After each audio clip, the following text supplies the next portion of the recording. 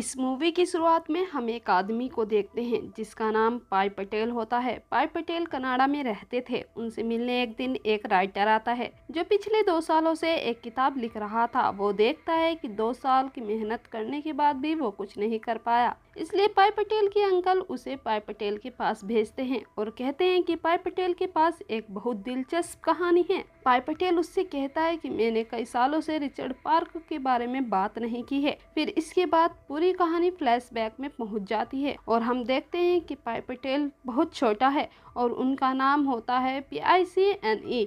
ये नाम एक स्विमिंग पूल के नाम पर रखा गया था, लेकिन स्कूल में बच्चे उन्हें इस नाम से चिढ़ाते थे। उन्हें कहते हैं पिसिंग यानी टॉयलेट करना। इस वजह से परेशान होकर पाई पटेल अपना नाम पिसिंग से पाई रख लेते हैं। पाई बचपन में पोंडिचेरी में रहते थे। उनका एक जन्म हिंदू फैमिली में हुआ था।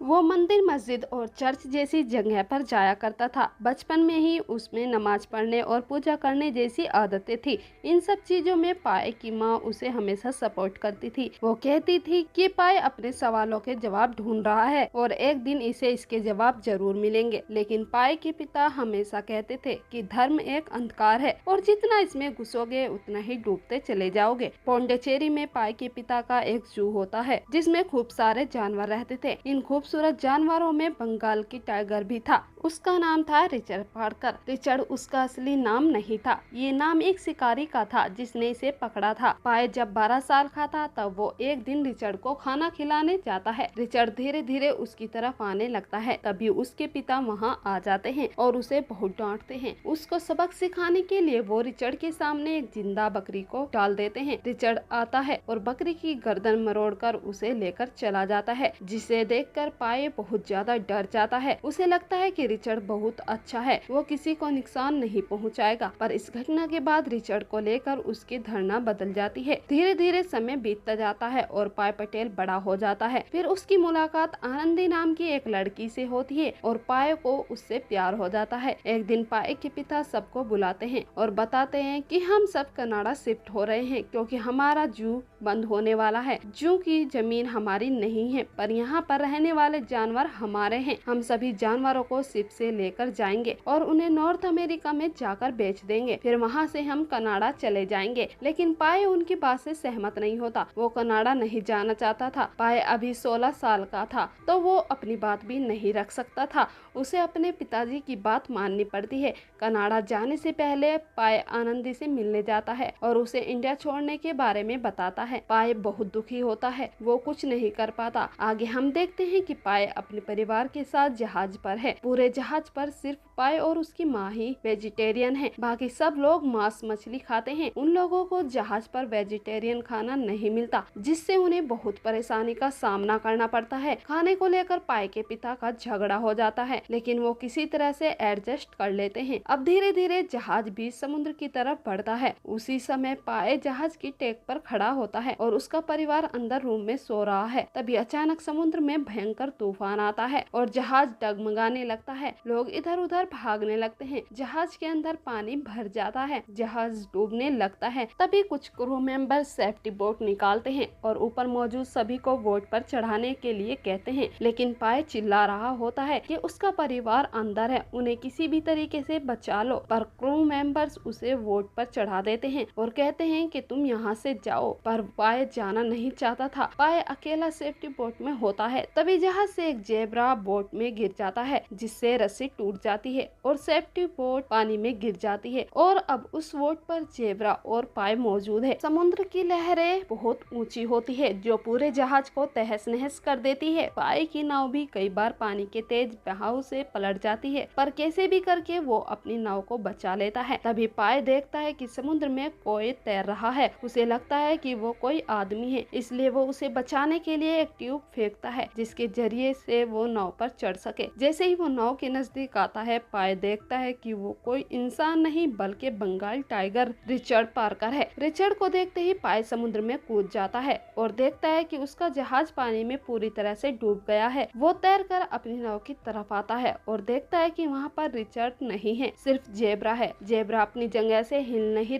सकता क्योंकि जब वो बोट में कूदा था तो उसका पैर टूट गया था। इसके बाद हम देखते हैं कि सुबह हो गई है और समुद्र समुद्र की लहरें थम गई है। बोट के अंदर काफी पानी भर गया है। पाय बाल्टी से पानी बाहर निकालने लगता है। जब वो पानी निकाल रहा होता है तभी अंदर से एक आईना निकल कर आता है जो बोट के अंदर छुपा होता है। पाय पर अटैक करने की कोशिश करता है। पाय नाव के ऊपर चढ़ जाता है। उसके हाथ में एक डंडा होता है जिससे वो अपने आप को बचाने की कोशिश करता है। तभी पाय देखता है कि समुद्र में एक चिंपैंजी केले के ढेर के सहारे बहता हुआ चला जा रहा है। पाय उसे बुलाता है और अपनी नाव पर चढ़ा लेता है। अब नाव पर 4 लोग हो जाते हैं, पाय, आयना, जेब्रा और चिंपैंजी। नाव में पाय और चिंपैंजी के लिए तो खाना होता है पर हाइना के लिए नहीं होता है, क्योंकि हाइना जंगली जानवर है जो सिर्फ मांस खाता है। हाइना को भूख लगने लगती है। वो रात में नाव में मौजूद जेब्रा पर अटैक करता है और उसे मार देता है। पाय डर कर नाव के ऊपरी हिस्से पर चढ़ जाता है और लटक जाता है। अगले दिन पाय नाव पर रखे हुए सामान से अपने लिए तैरने वाला एक प्लेटफॉर्म बनाता है ताकि जिसके जरिए वो तैर सके। जेब्रा को आयना पहले ही मार चुका है और अब वो चिंपैंजी पर अटैक करता है। चिंपैंजी आयना को नीचे गिरा देता है जिसे देखकर पाय बहुत खुश होता है। आयना दोबारा से चिंपैंजी पर अटैक करता है और उसे मार देता है। पाय को बहुत गुस्सा आता है। वो चाकू निकालता है और आयना से कहता है आओ। पाय चिल्ला ही रहा होता है तभी अंदर से रिचर्ड पार्कर निकल कर आता है और आयना को मार देता है। दरअसल रिचर्ड पार्कर डूबा नहीं था, वो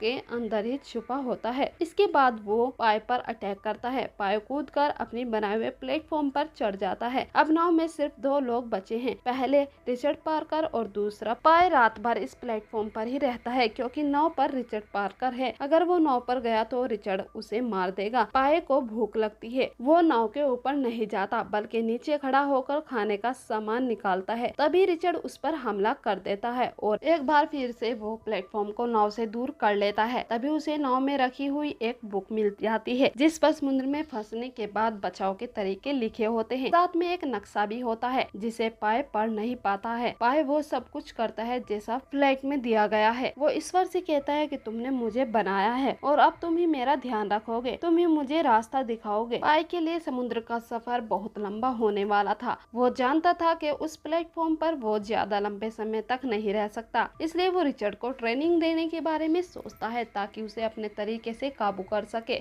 पर वो नाकामयाब हो जाता है। पाय के लिए सबसे बड़ी समस्या ये थी कि अब खाने के लिए कुछ भी नहीं बचा था। नाव पर जेब्रा और हाइना को रिचर्ड पहले ही मारकर खा चुका था। रिचर्ड के पास पीने के लिए पानी भी नहीं होता है। ऐसे में पाय रिचर्ड की मदद करने के बारे में सोचता है, उसे पानी पिलाता है और सीटी के जरिए उसे ट्रेनिंग देने की कोशिश करता है, पर रिचर्ड अभी भी वैसा ही है। पाय मछली पकड़ने की कोशिश करता है क्योंकि उसे पता है कि अगर रिचर्ड पार्कर की भूख बढ़ी तो वो पानी में कूदकर उसे भी मार देगा और वो मछली नहीं पकड़ पाता। तभी अचानक रिचर्ड पार्कर पानी में कूद जाता है। वो मछली नहीं पकड़ पाता और धीरे धीरे पाय की तरफ बढ़ता है। पाय प्लेटफॉर्म से कूदकर नाव में चढ़ जाता है और वो उस प्लेटफॉर्म को भी नाव में ही खींच लेता है। अब रिचर्ड पार्कर पानी में है और पाय नाव के ऊपर। रिचर्ड बहुत कोशिश करता है नाव में चढ़ने की। अब पाय रिचर्ड को मारने के लिए एक कुल्हाड़ी निकालता है। अचानक वो रुक जाता है और सोचता है कि ये सब मैं क्या कर रहा हूँ। वो एक बार रिचर्ड को ध्यान से देखता है, एक बार फिर से अपना प्लेटफॉर्म पानी में डाल देता है जिसके सहारे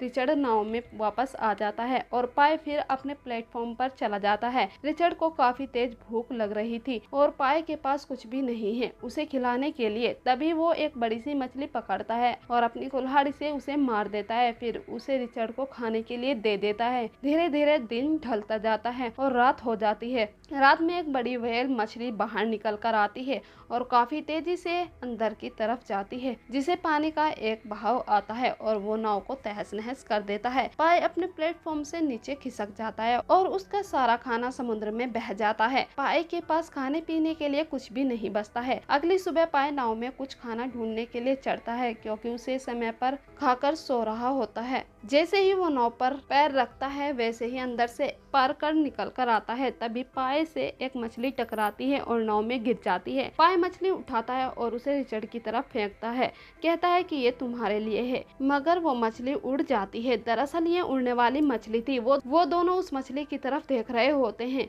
तभी दूसरी तरफ से उड़ते हुए मछलियों का झुंड आता है और उनकी नाव से टकरा जाता है, जिससे नाव में काफी सारी मछलियां इकट्ठी हो जाती हैं। नाव में एक बड़ी मछली भी आकर गिरती है, जिसे रिचर्ड पार्कर खाने को कहता है, पर पाई उससे वो मछली ले लेता है। रिचर्ड उसे छोड़ देता है तो वो मछली खाना शुरू कर देता है। इस घटना के बाद पाई रिचर्ड पार्कर को ट्रेनिंग देना शुरू करता है, उस पर काबू करने की कोशिश करता है। थोड़े ही समय में पाई उस पर काबू कर लेता है, लेकिन अभी भी पाई को विश्वास नहीं होता है, क्योंकि वो ये बात जानता है रिचर्ड एक जानवर है, उसका कोई भरोसा नहीं है, वो कुछ भी कर सकता है। अब दोनों अपना समय साथ में बिताने लगते हैं। तभी एक रात भयंकर तूफान फिर से उठता है, जोरों के बारिश होने लगती है, जिसकी वजह से उन दोनों की हालत खराब हो जाती है। तूफान के साथ साथ पाई का प्लेटफॉर्म भी पानी में बह जाता है। अब उसके पास रहने के लिए कुछ भी नहीं होता सिवाय नाव के। समय बीतता जाता है, दोनों के पास खाने के लिए कुछ नहीं होता है। खाना न मिलने की वजह से रिचर्ड अपनी जगह से हिल भी नहीं पाता।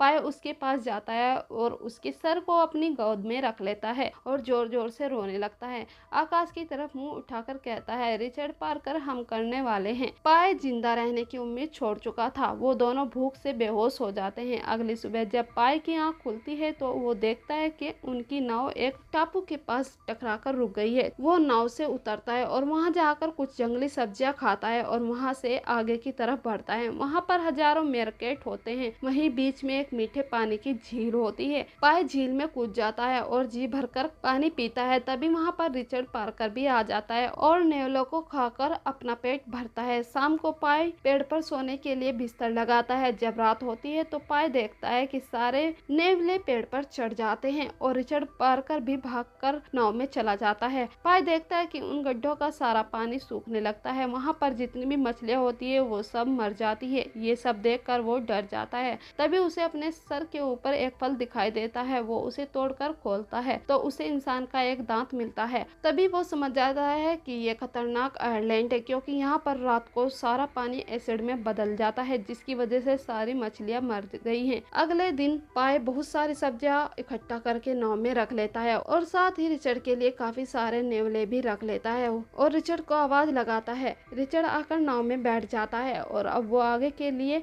निकल जाते हैं और आखिरकार अंत में वो लोग मेक्सिको के बीच पर पहुंच जाते हैं। पाई नाव से निकलकर किनारे पर गिर जाता है और रिचर्ड पड़कर जंगल की ओर जाने लगता है। उसे लगता है कि रिचर्ड उसे पीछे मुड़कर जरूर देखेगा, मगर वो नहीं देखता। इस बात से पाई बहुत दुखी होता है। तभी वहाँ पर कुछ लोग आते हैं और पाई को उठाते हैं। अब कहानी प्रेजेंट में आती है, जहाँ पर यानी कि इरफान खान अपनी कहानी उसे राइटर को सुना रहे होते हैं। वो कहते हैं कि ईश्वर हमेशा मेरे साथ था। वो कहते हैं कि अगर रिचर्ड पार्कर नहीं होता तो मैं मर जाता। उसने मुझे जिंदा रहने की वजह दी है। उस राइटर को उनकी कहानी बहुत पसंद आती है और उनसे लिखने के बारे में पूछता है। पाई पटेल उसे हाँ कर देता है और इसी के साथ इस मूवी का एंड हो जाता है।